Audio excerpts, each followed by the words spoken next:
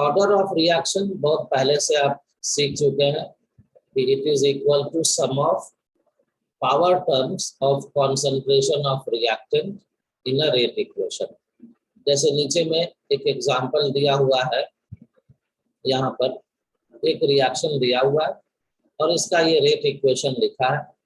इसका power terms को सम कीजिए, यहाँ इसका पावर टर्म है 1 और यहाँ पावर टर्म है 0, तो ऑर्डर ऑफ रिएक्शन 1 + 0 = हो गया 1। तो पहले की तरह ही जो सीखे हुए हो उस तरह से रिएक्शन के ऑर्डर को डिफाइन कर सकते हो। It is equal to sum of power terms. Molecularity कुछ और है, यह है sum of number of reacting particles, sum of number of reacting particles. लेकिन कौन से रिएक्शन के लिए? तो इन एलिमेंट्री रिएक्शन। इसका सीधा मतलब हो गया कि molecularity is applicable only to elementary reaction. Molecularity term जो है ये सिर्फ और सिर्फ एलिमेंट्री रिएक्शंस पर अप्लाई होता है। ऑर्डर के बारे में ऐसा नहीं है। यहाँ जो लिखा है ऑर्डर ऑफ रिएक्शन, तो इसके बारे में जानते हो पहले से भी कि ये एप्लीकेबल होता है एलिमेंट्री रिएक्शंस के लिए भी और कॉम्प्लेक्स रिएक्शंस के लिए भी। जैसे ये जो एग्जांपल दिया हुआ है, ये एक कॉम्प्लेक्स रिएक्शन है।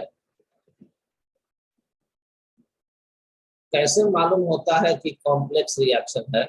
तो इसके मैकेनिज्म से मालूम होता है। हम लोग पढ़ चुके हैं कि इस रिएक्शन का जो मैकेनिज्म है वो है SN1 मैकेनिज्म। और SN1 मैकेनिज्म का मतलब हम लोग समझे हैं कि इसमें इंटरमीडिएट बनता है, इंटरमीडिएट बनता है कार्बोकेटायन। और जब भी इंटरमीडिएट बन जाए तो reaction is called complex reaction.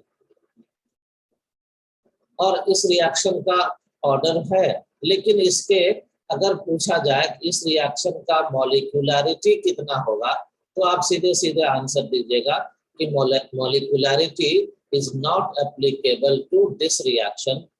क्यों एप्लीकेबल नहीं है? Because this reaction is an example of complex reaction. और मॉलिक्यूलरिटी एप्लीकेबल होता है ओनली टू एलिमेंट्री रिएक्शन। मतलब जो भी कॉम्प्लेक्स रिएक्शन है उसके उस रिएक्शन के लिए मॉलिक्यूलरिटी का यूज नहीं है। अब देखो यहाँ पर दोबारा इधर भी एग्जांपल वही रिएक्शन दिया हुआ और ये रिएक्शन SN1 रिएक्शन है। तो ऑर्डर तो होगा, लेकिन जब पूछा जाएगा कि बताओ भाई इसका मॉलिक्यूलरिटी क्या है, तो कहोगे कि molecularity is not applicable to this reaction. लेकिन अब जरा दूसरा रिएक्शन देख लो। यहाँ पर ये रिएक्शन कहलाता है SN2 रिएक्शन। हम लोग पढ़ चुके हैं कि इस तरह का जो अल्काइल हैलाइड का स्ट्रक्चर होता है उसका मैकेनिज्म पढ़ चुके हैं कि उसमें इंटरमीडिएट नहीं बनता है, इसलिए ये एक एलिमेंट्री रिएक्शन है। और इसका रेट इक्वेशन पाया गया है कि directly proportional to concentration of CH3Cl and also proportional to concentration of KOH, और इसीलिए ऑर्डर हो गया 2। अब चूंकि this reaction is elementary reaction और इसलिए जब ये एलिमेंट्री रिएक्शन है तो यहाँ पर मॉलिक्यूलरिटी का भी वैल्यू हम लोगों को मिलेगा। मॉलिक्यूलरिटी का वैल्यू क्या होगा? तो यहाँ डेफिनेशन में देख लो कि it is sum of number of reacting particles. तो रिएक्टिंग पार्टिकल्स एक है CH3Cl, दूसरा रिएक्टिंग पार्टिकल है KOH। तो reacting particles 1 CH3 and 1 KOH, तो दोनों का सम हो गया 2, और इसीलिए कहेंगे कि इस रिएक्शन का मॉलिक्यूलरिटी 2 होगा। तो ये दो बेसिक डिफरेंस हो गया, एक तो डेफिनेशन का डिफरेंस, दूसरा कि कौन कौन से रिएक्शन पर ऑर्डर एप्लीकेबल है और किस रिएक्शन पर मॉलिक्यूलरिटी एप्लीकेबल होता है।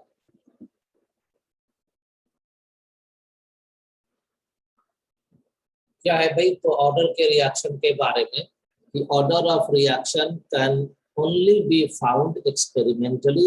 हमेशा ऑर्डर ऑफ रिएक्शन को हम लोग एक्सपेरिमेंट से ही निकाल सकते हैं।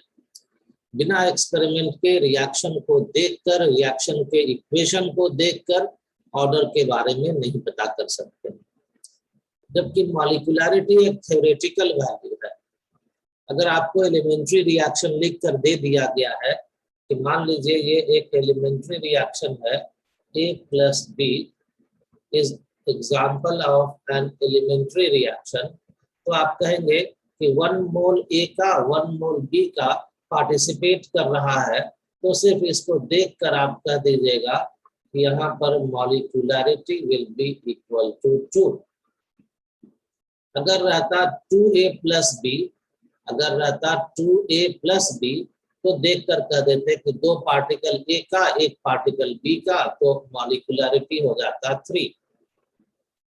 तो इस तरह से मॉलिक्यूलरिटी को आप प्रेडिक्ट कर सकते हैं केमिकल इक्वेशन को देखकर।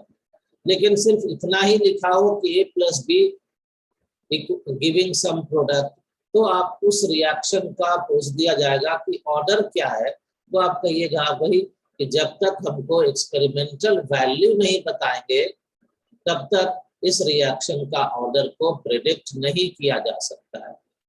एक्सपेरिमेंटल वैल्यू क्या, वही रेट इक्वेशन वाला, कि ऐसा कोई एक्सपेरिमेंटल वैल्यू जिससे रेट इक्वेशन निकाल लें। रेट इक्वेशन मिल जाएगा तो सम ऑफ पावर टर्म्स करके ऑर्डर निकाल लेंगे। तो ऑर्डर एक एक्सपेरिमेंटल वैल्यू है, इसका प्रेडिक्शन इक्वेशन, लिखे हुए इक्वेशन या दिए गए इक्वेशन को देखकर नहीं हो सकता, मॉलिक्यूलरिटी का हो जाता है। नेक्स्ट है वही ऑर्डर, हम लोग कई बार सुना है कि 0 ऑर्डर भी होता है, पॉजिटिव भी होता है, नेगेटिव भी होता है, फ्रैक्शनल भी होता है। हर तरह का वैल्यू ऑर्डर ऑफ रिएक्शन का मिल सकता है। लेकिन मॉलिक्यूलरिटी, तो मॉलिक्यूलरिटी होता क्या है, तो फिर से याद करो कि molecularity is sum of number of reacting particles. जो रिएक्टिंग पार्टिकल्स है उसका सम। अब रिएक्टिंग पार्टिकल मतलब एटम, मॉलिक्यूल या आयन। एटम की संख्या नेगेटिव नहीं हो सकती। 0 एटम 0 मॉलिक्यूल रिएक्शन में पार्टिसिपेट नहीं कर सकता, और 1.5 एटम, 2.5 एटम, 3.5 एटम, 4.5 एटम होता नहीं है, तो फ्रैक्शनल भी नहीं होगा। तो जब भी रिएक्टिंग पार्टिकल है वो हमेशा एक होल नंबर वैल्यू में ही होगा, और इसीलिए molecularity is always a non zero whole number, जिसको आप कह देते हैं नेचुरल नंबर। तो इस तरह से डिफरेंस हो गया कि ऑर्डर का कोई भी वैल्यू हो सकता है, मॉलिक्यूलरिटी का कोई भी वैल्यू नहीं हो सकता है। It is always a non zero whole number, it cannot be fractional, it cannot be negative. So these are the differences between order and molecularity. Exam में आए तो इसी तरह से डिवीजन करके कॉपी में ऑर्डर मॉलिक्यूलरिटी लिख करके उसके नीचे में डिफरेंसेस लिख सकते हैं। आगे बताया गया है कि भाई कोई कॉम्प्लेक्स रिएक्शन होता है तो हम लोग कहते हैं कि उसमें जितना स्टेप है कॉम्प्लेक्स रिएक्शन में, सारा का सारा स्टेप्स आर एलिमेंट्री रिएक्शन। जब कोई कॉम्प्लेक्स रिएक्शन हो रहा है, एक से अधिक स्टेप में होने वाला रिएक्शन है, तो उसमें हम लोग कहते हैं कि all the steps are elementary reaction. तो जब एलिमेंट्री रिएक्शन है सारा स्टेप, तो हर स्टेप का कुछ न कुछ मॉलिक्यूलरिटी भी होगा, और अलग अलग स्टेप का मॉलिक्यूलरिटी भी अलग अलग हो सकता है। तो जब सब स्टेप का मॉलिक्यूलरिटी अलग अलग होगा, तो पूरे रिएक्शन का मॉलिक्यूलरिटी आप क्या बोलिएगा, इसको जरा समझो ना, एक मैकेनिज्म से समझो।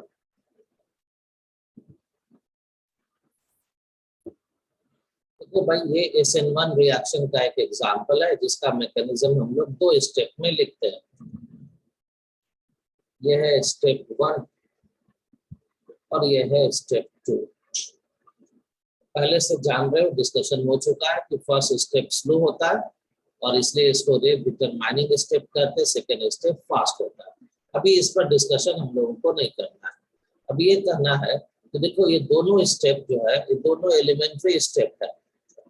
ये पहला स्टेप जो स्टेप 1 है, ये भी एग्जाम्पल है एक एलिमेंट्री रिएक्शन का। मतलब कॉम्प्लेक्स रिएक्शन में बहुत सारा एलिमेंट्री रिएक्शंस एक के बाद एक होते चला जाता है। स्टेप 2 भी एलिमेंट्री ही है। अब यहाँ पर कॉम्प्लेक्स रिएक्शन के अंदर में एलिमेंट्री रिएक्शन कहने का क्या सेंस है भाई? तो यहाँ सेंस ये है, ये जो रिएक्शन हो रहा है इसको एलिमेंट्री इसलिए कह रहे हैं कि इसमें रिएक्टेंट जो लिया गया है और इससे जो प्रोडक्ट बना है ये दोनों, इसके अलावा बीच में और कोई भी तीसरे तरह का, चौथे तरह का सब्सटेंस, मतलब इस रिएक्टेंट, इस दोनों प्रोडक्ट के अलावा और कोई इंटरमीडिएट यहाँ पर नहीं बनता है, इसलिए ये हो गया एलिमेंट्री रिएक्शन। वैसे ही जो ये दूसरा रिएक्शन है कार्बोकेटायन और OH माइनस आयन के साथ और बन गया है ये अल्कोहल, तो ये रिएक्शन भी एक एलिमेंट्री रिएक्शन है, क्योंकि इस रिएक्शन में भी, इस स्टेप में भी कार्बोकेटायन OH माइनस रिएक्टेंट है, अल्कोहल प्रोडक्ट है, बीच में और कोई इंटरमीडिएट नहीं बनता है। और इसलिए कहा जाता है कि अगर कोई कॉम्प्लेक्स रिएक्शन हो रहा है एक से अधिक स्टेप में, तो all these steps are example of elementary reaction. तो इस कॉम्प्लेक्स रिएक्शन में दो एलिमेंट्री रिएक्शन हो रहा है। और अब जरा पिछले पेज पर आ जाओ। पिछला पेज में है बताया हुआ कि देखो भाई, यहाँ पर पढ़ लो क्या बताया हुआ है कि जब एक से अधिक स्टेप में रिएक्शन हो रहा है, सारा स्टेप्स एलिमेंट्री रिएक्शन है, तो हर का अपना अपना मॉलिक्यूलरिटी होगा। हर स्टेप का अपना अपना मॉलिक्यूलरिटी होगा, और ये सेम हो सकता है या डिफरेंट भी हो सकता है। तो यहाँ देखो, अब अगर आपसे हम पूछें कि जो स्टेप 1 है, जो एक एलिमेंट्री रिएक्शन है, इसका मॉलिक्यूलरिटी कितना होगा, तो आप कहेंगे कि इस इक्वेशन को देखकर कि भाई मॉलिक्यूलरिटी का वैल्यू यहाँ पर 1 होगा, क्योंकि सिर्फ और सिर्फ एक ही रिएक्टिंग पार्टिकल इस रिएक्शन में, इस स्टेप में पार्टिसिपेट कर रहा है। एक ही रिएक्टिंग पार्टिकल पार्टिसिपेट कर रहा है, ये अल्काइल हैलाइड, इसलिए मॉलिक्यूलरिटी 1 हो जाएगा। सेकेंड स्टेप में मॉलिक्यूलरिटी कितना होगा, तो आप कहिएगा कि इस स्टेप में मॉलिक्यूलरिटी का वैल्यू 2 होगा। क्यों 2 होगा भाई? तो इसलिए 2 होगा कि इसमें एक पार्टिकल है कार्बोकेटायन और दूसरा पार्टिकल है यहाँ पर हाइड्रोक्साइड आयन। तो 1 particle of carbocation, 1 particle of hydroxide ion, तो 1 + 1, तो कहेंगे कि मॉलिक्यूलरिटी 2 हो गया।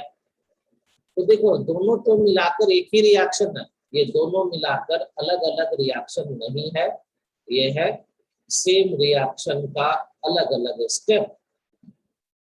तो इस पूरे रिएक्शन का मॉलिक्यूलरिटी क्या होगा? क्या दोनों को जोड़ दे, 3 कर दे? तो 3 तो किसी का मॉलिक्यूलरिटी नहीं है, यहाँ 1 है और यहाँ पर 2 है, तो क्या मॉलिक्यूलरिटी 1 ले ले? तो नहीं, एक का मॉलिक्यूलरिटी 1 है तो दूसरे स्टेप का 2 है, तो क्या 2 ले ले? नहीं, ये भी नहीं, क्योंकि एक का 2 है तो पहले का 1 है। तो ये सब समस्या है यहाँ पर कौन से रिएक्शन में? तो कॉम्प्लेक्स रिएक्शन में। और इसीलिए कहा जाता है कि molecularity has no sense for complex reaction.